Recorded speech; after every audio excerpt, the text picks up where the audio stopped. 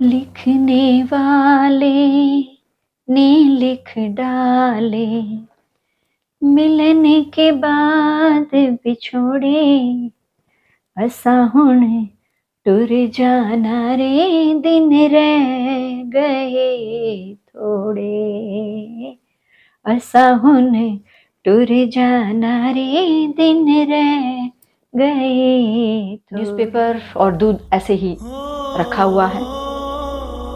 एक दिन नोटिस किया, 2 दिन नोटिस किया, तीसरे दिन देखा कि यहाँ तो कुछ समझ नहीं आ रहा है कि क्या हुआ है। तो उन्होंने पुलिस को कॉल किया और फिर दरवाजे को तोड़ा जाता है।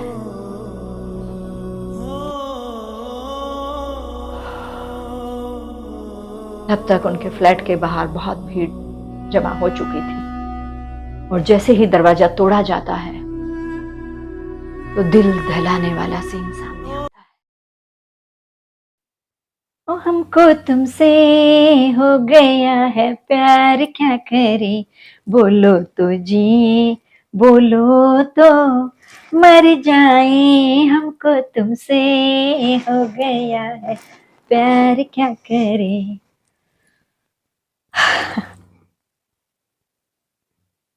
बिंदास जिंदगी जीने वाली टाइम्स मैगजीन की फ्रंट पर पहली अभिनेत्री जिसकी फोटोग्राफ आई हो, महज 10 से 15 सालों में बैक टू बैक सुपरहिट फिल्में देने वाली एक बेहतरीन अदाकारा जो नवाब फैमिली से बिलोंग करती है और जिसको जिंदगी जीनी थी,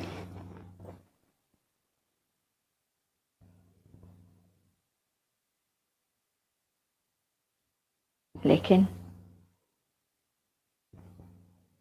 जवानी की दहलीज पर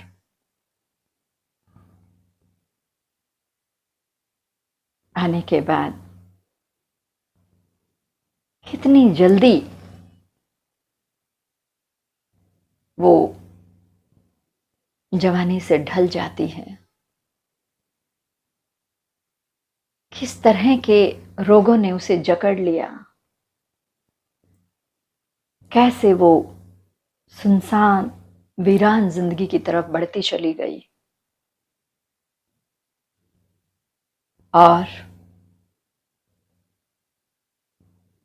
मरने के 3 दिन बाद पता चलता है कि वो इस दुनिया को 3 दिन पहले ही रुखसत कर चुकी है। कौन? किसका अंत इतना दर्दनाक था? इन्हीं सबके बारे में आज इस वीडियो में आपसे जिक्र कर रही हूं कि कैसे एक सुनहरा दौर आया और कैसे वीरान, अकेलापन और कैसे दर्द के साथ मौत को गले लगाया उस खूबसूरत मोटी मोटी आंखों वाली अदाकारा ने।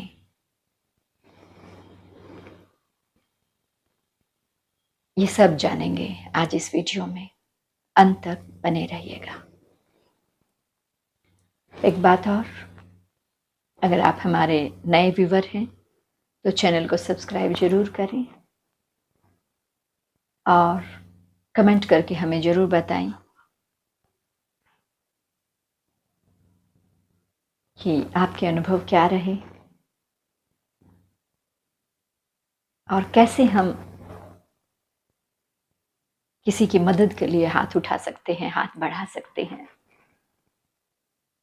ताकि और लोगों को भी आपके कमेंट पढ़ के इंस्पिरेशन मिले। मेरी हर वीडियो में कोई न कोई मैसेज होता है सोसाइटी के लिए, सोसाइटी की भलाई के लिए। तो आप इस वीडियो को शेयर करेंगे तो और लोगों को भी इंस्पिरेशन मिल सकती है। मुझे एक जबरदस्त गाना याद आ रहा है उसी अभिनेत्री का।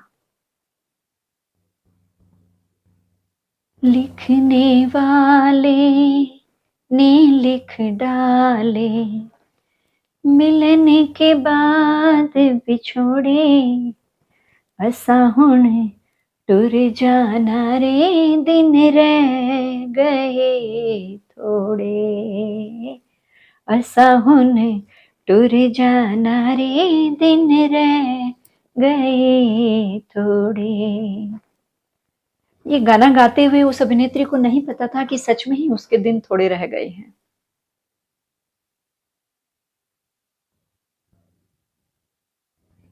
उन्नीस सौ 70-80 के दशक में बॉलीवुड में एक से बढ़कर एक हिट से सुपर हिट फिल्में दी उन्होंने। अमिताभ बच्चन, शशि कपूर, ऋषि कपूर, राजेंद्र कुमार, हर कोई अभिनेता उनके साथ फिल्म करना चाहता था। और अमिताभ जी के साथ तो उनकी जोड़ी बहुत पसंद की गई।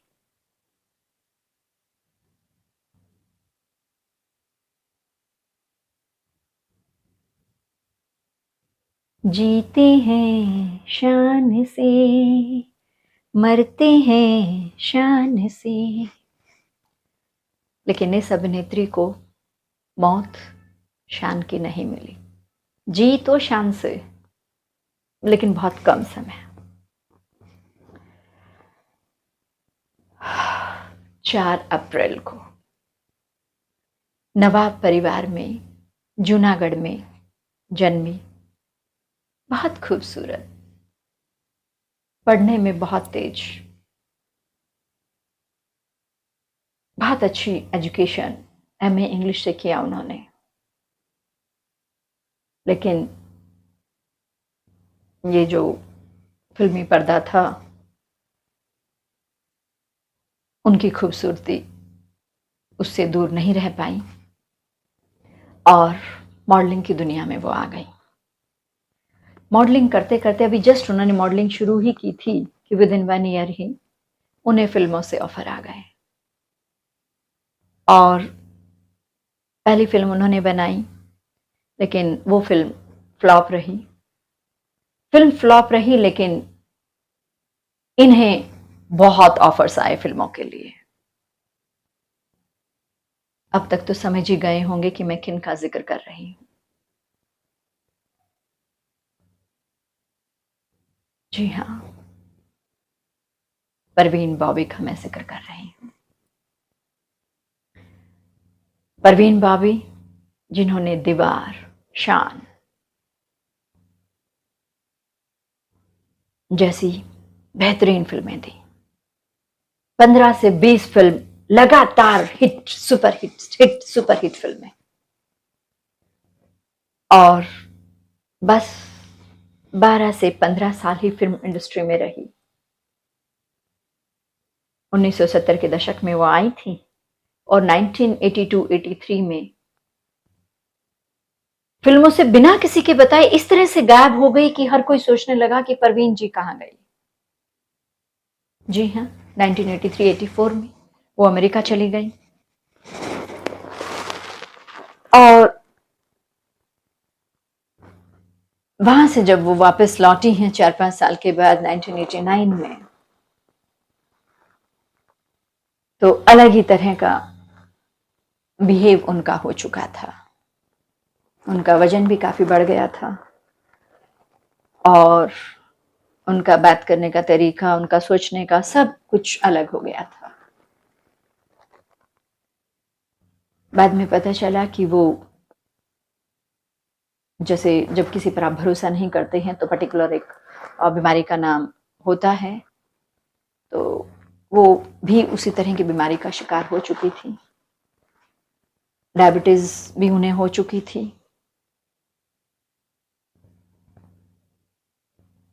और उनके इस बिहेव से पैसा, धन, दौलत, शोहरत सब कुछ होते हुए भी वो अकेलेपन की तरफ बढ़ती चली गई।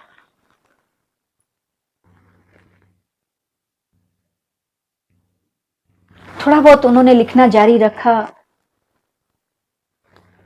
लेकिन अपने आप को वो दोबारा से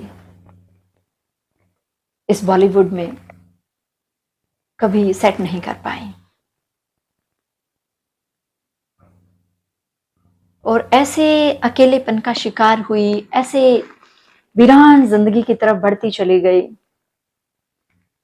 कि उन्हें मीन्स इस तरह का उनका बिहेव हो गया था कि उन्हें लगता था कि उनके मेकअप के सामान में कहीं कुछ इस तरह का केमिकल मिला दिया जाएगा कि उनकी खूबसूरती चली जाएगी। उनके खाने में उनको मारने की साजिश की जा रही है। इवन एक बार तो उन्होंने अमिताभ जी के ऊपर भी इस तरह का इल्जाम लगा दिया था कि वो मुझे मरवाना चाहते हैं। कुछ इस तरह की बातें भी, इस तरह की अटकलें भी चली इस इंडस्ट्री में उनके लिए, उनकी ओर से इस तरह की बातें भी आई निकल के। मतलब वो हर किसी पर भरोसा करना बंद कर चुकी थी और यही वजह रही कि वो बिल्कुल बिल्कुल बिल्कुल बिल्कुल अकेलेपन में ही सिमटती चली गई। अब यहां ये बात करनी बहुत जरूरी हो जाती है कि जो लोग इस तरह की बीमारियों से ग्रस्त हो जाते हैं, जो लोग इस तरह से परेशान हो जाते हैं, और अगर हम उन्हें जानते हैं तो हमारी कुछ सोशल जिम्मेवारी बनती है, हम उन्हें थोड़ा बहुत समय दें। लेकिन ये बॉलीवुड की फिल्म इंडस्ट्री कि मैं कहूंगी कि शायद एक गलत प्रथा है कि चलते का नाम गाड़ी है और जरा किसी की गाड़ी रुकी नहीं कि वो कब पिछाड़ी हो गया पता ही नहीं चला। लेकिन ये सही नहीं है। ऐसों का तो हमें सहारा बनना चाहिए। उन्हें, उनके लिए कुछ प्रोग्राम्स किए जाने चाहिए। उन्हें एक, वो समाज का एक हिस्सा है, इस तरह की उनको रियलाइजेशन करवाना चाहिए ताकि वो भी जिए। भाई जब हम उनकी फिल्म देखते हैं तो गजब, दांतों तले उंगलियां दब जाती कि क्या गजब एक्टिंग की है। जवानी जाने मन हसीने दिल रुबा, मिले तो दिल जवां निसारे हो गया। मिस क्या, मिस जब वो इस तरह का गाना गाते थे तो हम थिरकते थे उन गानों पर। लेकिन हमने कभी उनके बारे में सोचा नहीं कि वो आज कहां है, कहां खो गए ऐसे लोग। तो ये हम सबकी एक सोशल जिम्मेवारी बनती है कि हमें ऐसे लोगों को फिर से ढूंढना चाहिए, फिर से उनके बारे में जानना चाहिए और उनसे कुछ अच्छी चीजें सीखनी चाहिए। परवीन बाबी इस तरह, अकेली परवीन बाबी नहीं, इस फिल्मी जगत की, बॉलीवुड फिल्मी जगत की बहुत हीरोइन, बहुत अभिनेत्रियां, बहुत अभिनेता इस तरह के एकाकीपन के शिकार हुए हैं। लेकिन जब जागे तब सवेरा। अगर हमें आज पता चला है तो आज भी हम ऐसे लोगों को, अगर कुछ ऐसे लोग हैं तो उनको एक स्ट्रीम लाइन में लाने की हमें कोशिश करनी चाहिए। उसी गाने की कुछ लाइनें हमें फिर से याद आती हैं। दुनिया की हर रीत यही है, प्यार यही है, प्रीत यही है, मेरा आखिरी गीत यही है। बस शायद अपने आखिरी दिनों में परवीन जी भी यही सुनती होंगी एकांत में, अकेलेपन में। इसी वजह से शायद लास्ट डेज में उन्होंने खाना पीना सब छोड़ दिया था और एक्यूट शराब का सहारा ले लिया। कैसे पता चला ये? उनकी सोसाइटी के गार्ड ने नोटिस किया कि परवीन जी के फ्लैट के बाहर न्यूज़पेपर और दूध ऐसे ही रखा हुआ है।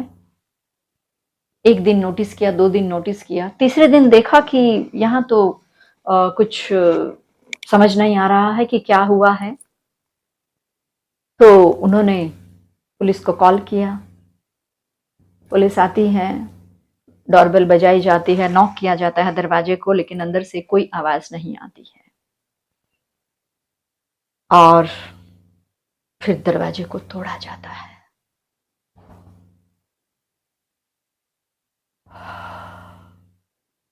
तब तक उनके फ्लैट के बाहर बहुत भीड़ जमा हो चुकी थी, और जैसे ही दरवाजा तोड़ा जाता है तो दिल दहलाने वाला सीन सामने आता है। हर किसी की आंखें एकदम से ऐसे फटी की फटी रह जाती हैं कि ये कैसे हुआ, ये कब हुआ। बेड के ऊपर परवीन जी पड़ी हुई हैं। कमरे में सारा जो भी कुछ था सब अस्त व्यस्त है। उनके बेड के साथ व्हील चेयर है, और किसी को कुछ समझ में नहीं आता ये क्या हुआ। लेकिन बात फौरन फैल जाती है कि परवीन भाभी जी दुनिया में नहीं रही। एम्बुलेंस बुलाई जाती है, उनकी बॉडी को पोस्टमार्टम के लिए भेजा जाता है। तो पोस्टमार्टम रिपोर्ट में पता चलता है कि इनकी डेथ आज नहीं, अभी नहीं, कुछ घंटे पहले नहीं, 3 दिन पहले हो चुकी है। और उनके पेट में अन्न का कोई दाना नहीं मिलता है।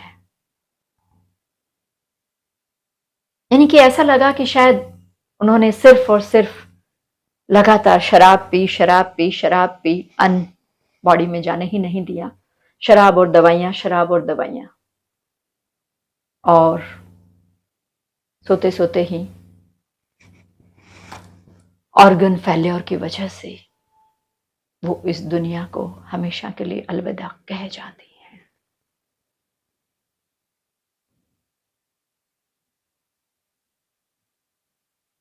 नवाब साहब की बेटी, इकलौती संतान,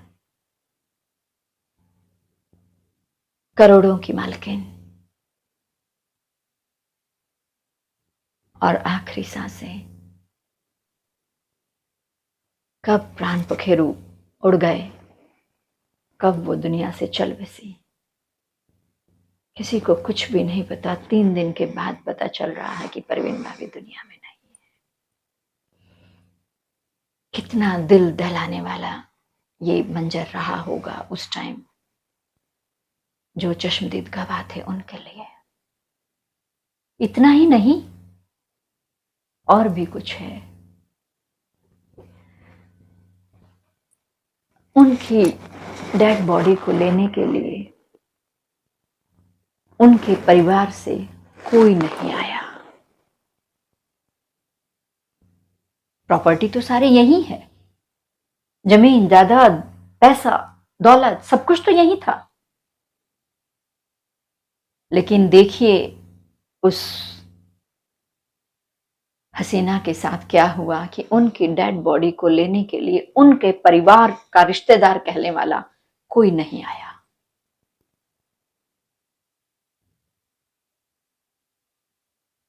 महेश भट्ट जी ने उनके अंतिम संस्कार की सारी प्रक्रिया की, क्योंकि ऐसी अटकलें थी कि वो महेश भट्ट जी के साथ रिलेशन में रही थी कुछ समय। खैर जो भी था, दाह संस्कार तो उनका हो गया, लेकिन उसके कुछ समय के बाद बहुत सारे रिश्तेदार सामने आ गए प्रॉपर्टी को लेने के लिए, प्रॉपर्टी का दावा करने के लिए। खैर फिर उसके बाद कोर्ट में केस चला और बहुत सारी चीजें हुई। तो उनकी प्रॉपर्टी, काफी सारी प्रॉपर्टी का हिस्सा जो था वो चैरिटी में ही दिया गया। उन्होंने अपनी वसीयत में भी ये सब लिखा हुआ था। लेकिन कहते हैं ना, जो भी कुछ है सब कुछ यहीं रह जाएगा।